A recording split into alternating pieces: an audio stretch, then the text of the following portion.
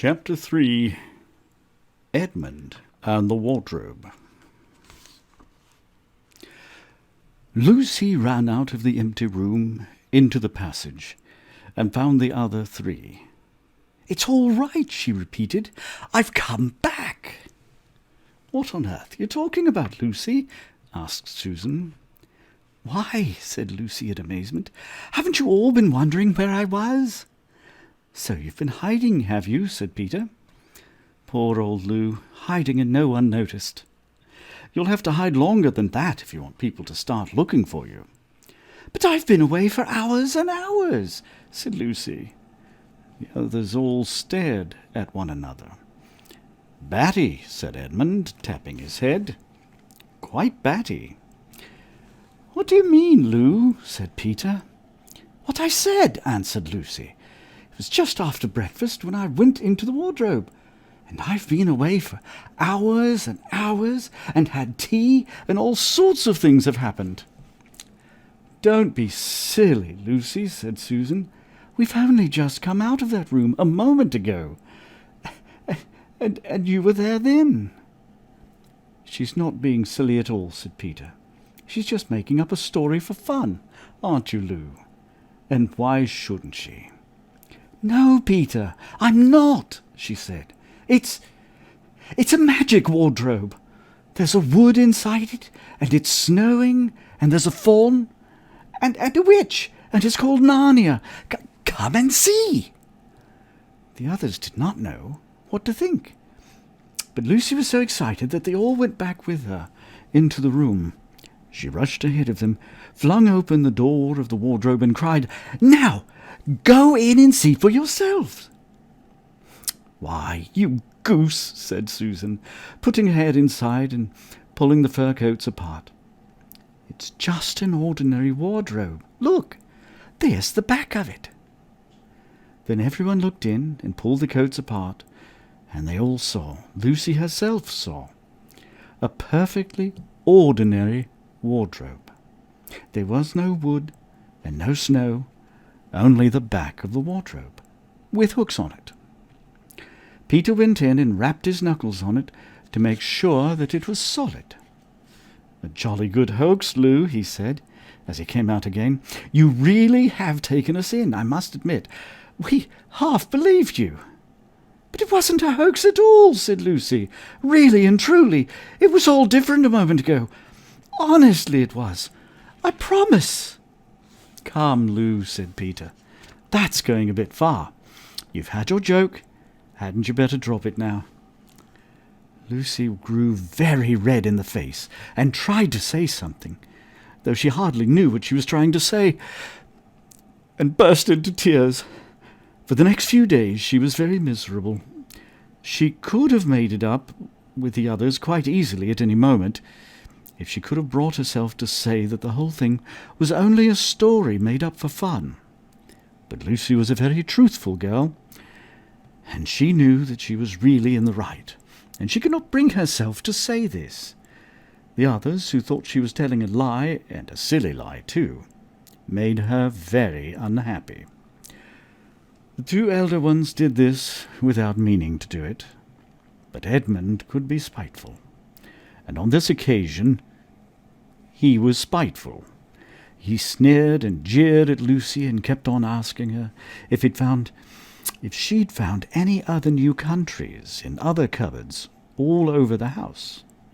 What made it worse was that these days ought to have been delightful. The weather was fine, and they were out of doors from morning to night, bathing and fishing and climbing trees, birds nesting and lying in the heather. But Lucy could not properly enjoy any of it, and so things went on until the next wet day. That day, when it came to the afternoon and there was still no sign of a break in the weather, they decided to play hide-and-seek. Susan was it, and soon as the others scattered to hide, Lucy went on to the room where the wardrobe was. She did not mean to hide in the wardrobe, because she knew that would only set the others talking again about the whole wretched business. But she did not want But she did want to have one more look inside it, for by this time she was beginning to wonder herself whether Narnia and the fawn had not been a dream. The house was so large and complicated and full of hiding places that she thought she would have time to have one look into the wardrobe and then hide somewhere else.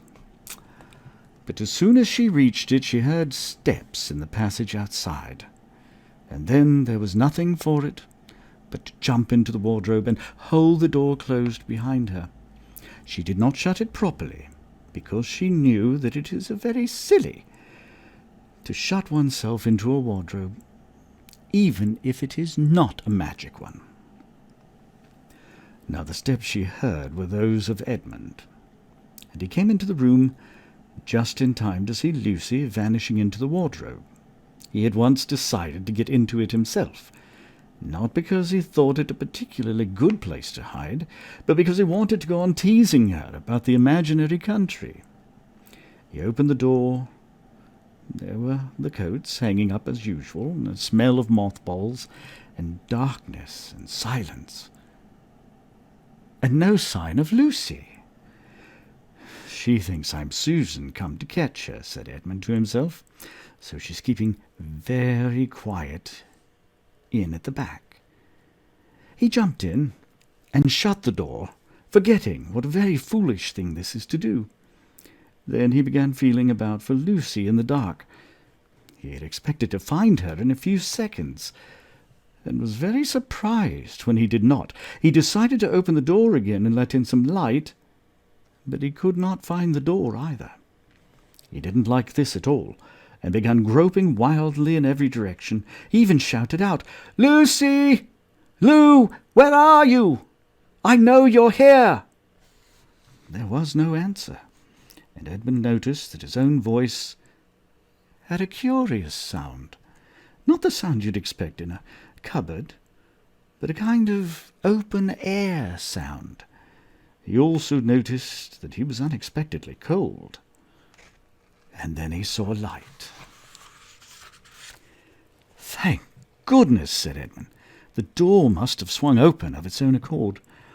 He forgot all about Lucy and went toward the light, which he thought was the open door of the wardrobe. But instead of finding himself stepping out into the spare room, he found himself stepping out from the shadow of some thick, dark fir trees into an open place in the middle of a wood. There was crisp, dry snow under his feet, and more snow lying on the branches of the trees. Overhead there was a pale blue sky, the sort of sky that one sees on a fine winter day in the morning. Straight ahead of him he saw between the tree trunks the sun, just rising, very red and clear. Everything was perfectly still, as if he were the only living creature in that country. There was not even a robin or a squirrel among the trees, and the wood stretched as far as he could see in every direction. He shivered.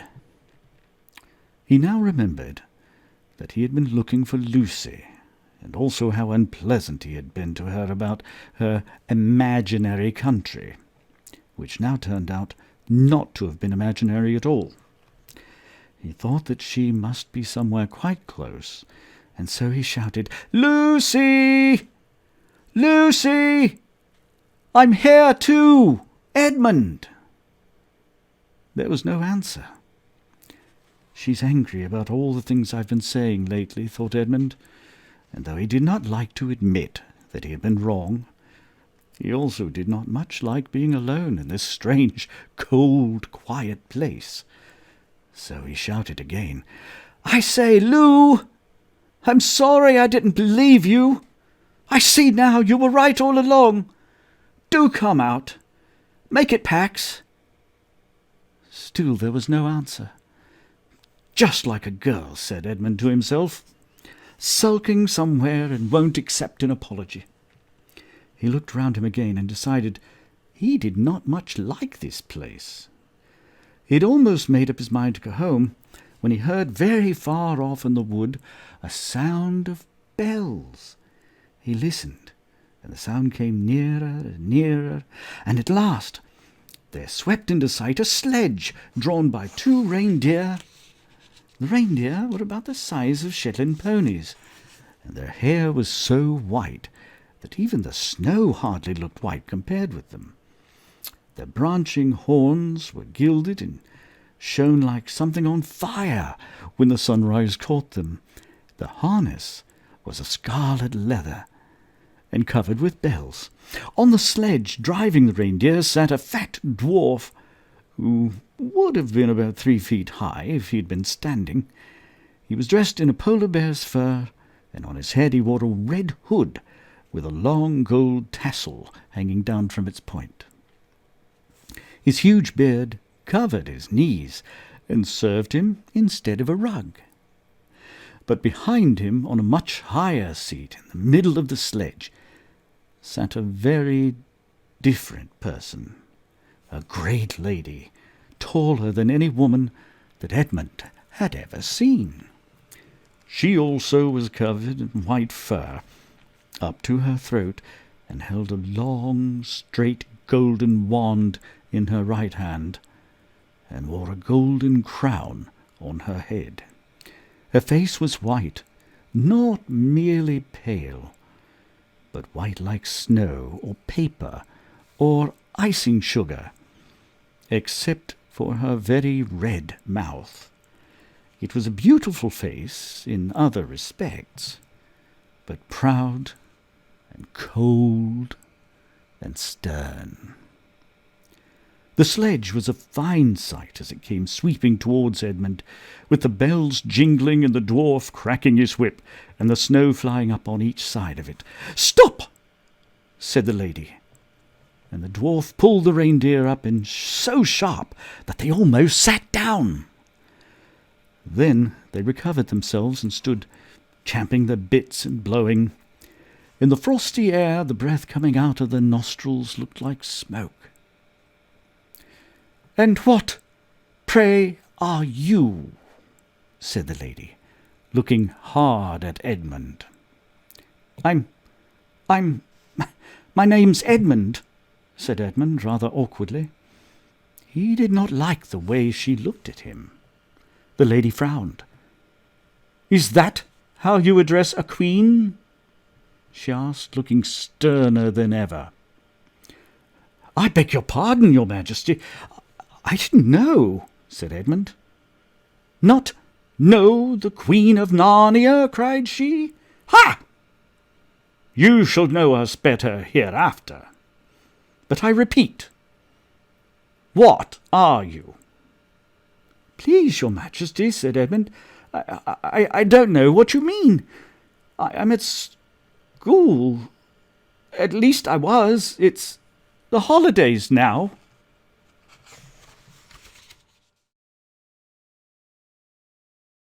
Chapter 4.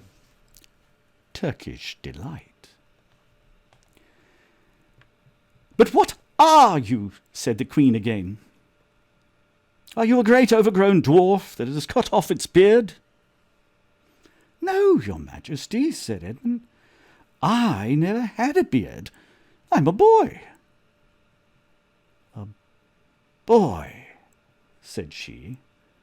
"Do you mean you are a son of Adam?"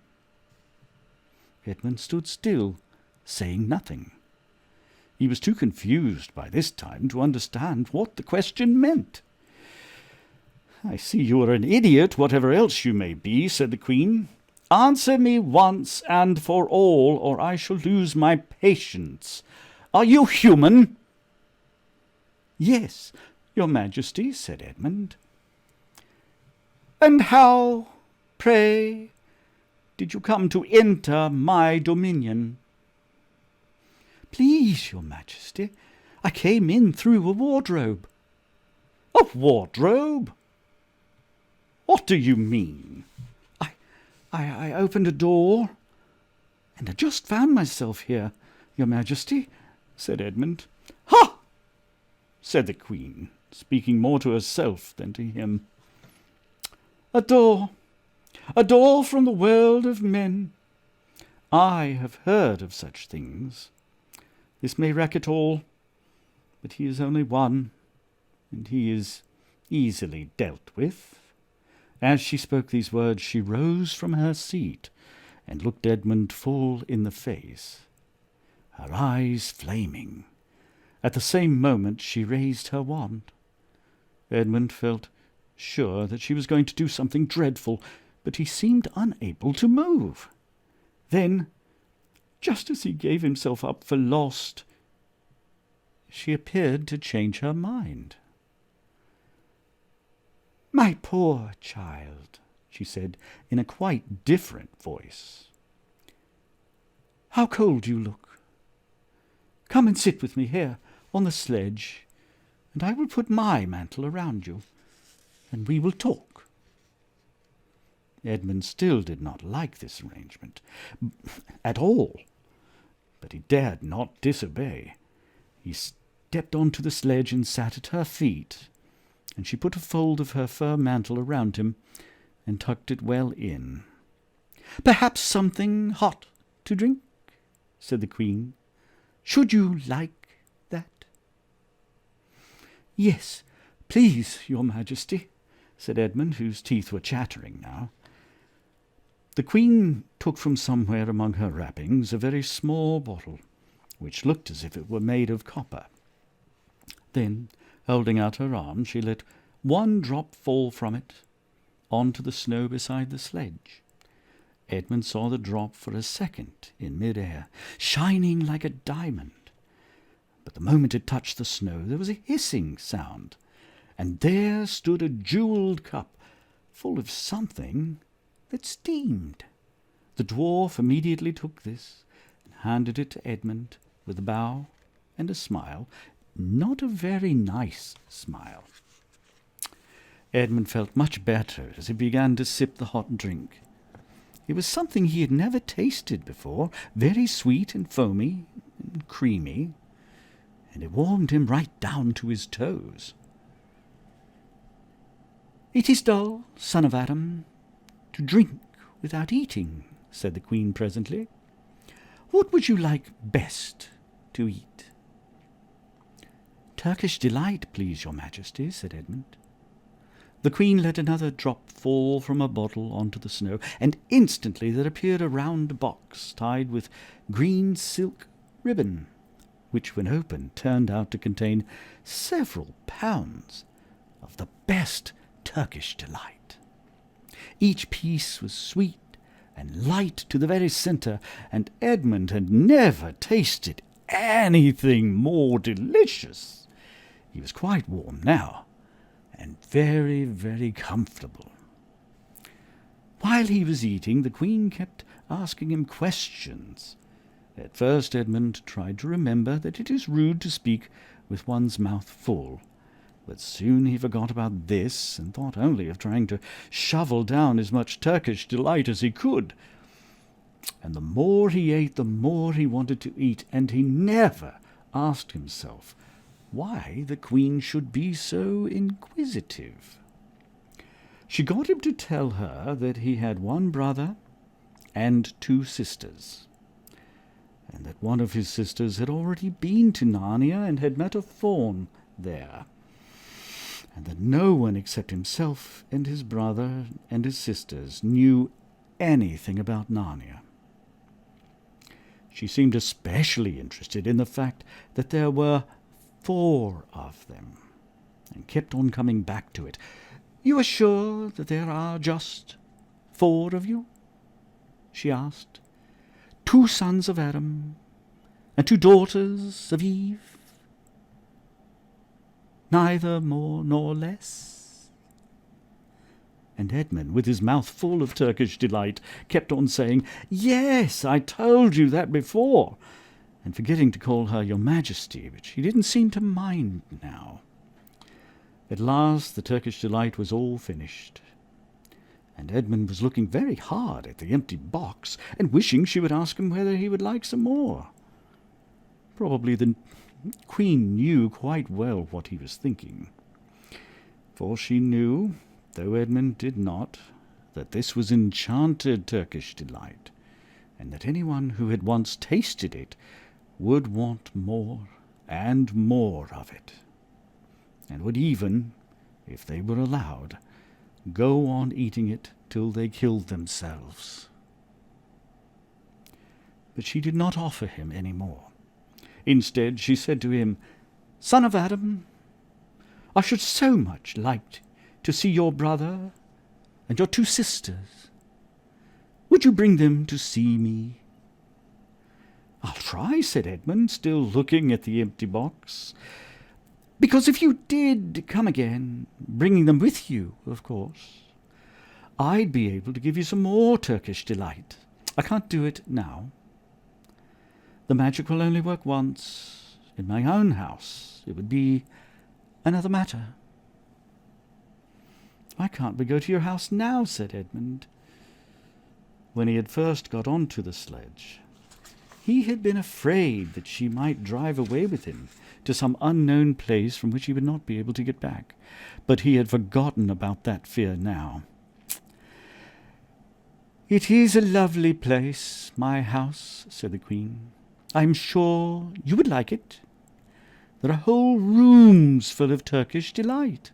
And what's more, I have no children of my own. I want a nice boy, whom I could bring up as a prince, and who would be king of Narnia when I am gone. While he was prince, he would wear a gold crown and eat Turkish delight all day long. And you are much the cleverest and handsomest young man I've ever met. I think I would like to make you the prince some day, when you bring the others to visit me." "Why not now?" said Edmund. His face had become very red, and his mouth and fingers were sticky. He did not look either clever or handsome, whatever the Queen might say. "Oh, but if I took you there now," said she, "I shouldn't see your brother and your sisters. I want very much to know your charming relations. You are to be the prince, and later on, the king. That is understood. But you must have courtiers and nobles. I will make your brother a duke and your sisters duchesses." "There's nothing special about them," said Edmund, "and anyway, I could always bring them some other time." "Ah, but once you were in my house," said the Queen, "you might forget all about them. You would be enjoying yourself so much that you wouldn't want the bother of going to fetch them. No, you must go back to your own country now, and come to me another day with them. You understand? It's no good coming without them." "But I don't even know the way back to my own country," pleaded Edmund. "That's easy," answered the Queen. "Do you see that lamp?" She pointed with her wand, and Edmund turned and saw the same lamp-post under which Lucy had met the fawn. "Straight on, beyond that, is the way to the world of men. And now look the other way." Here she pointed in the opposite direction. "And tell me if you can see 2 little hills rising above the trees." "I think I can," said Edmund. "Well, my house is between those 2 hills.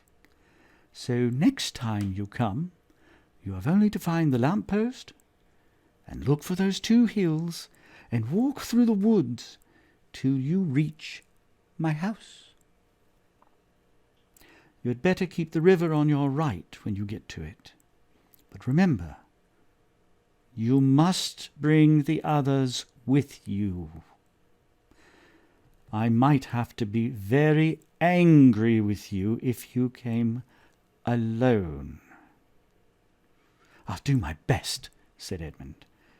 "And, by the way," said the Queen, "you needn't tell them about me. It would be fun to keep it a secret between us 2, wouldn't it?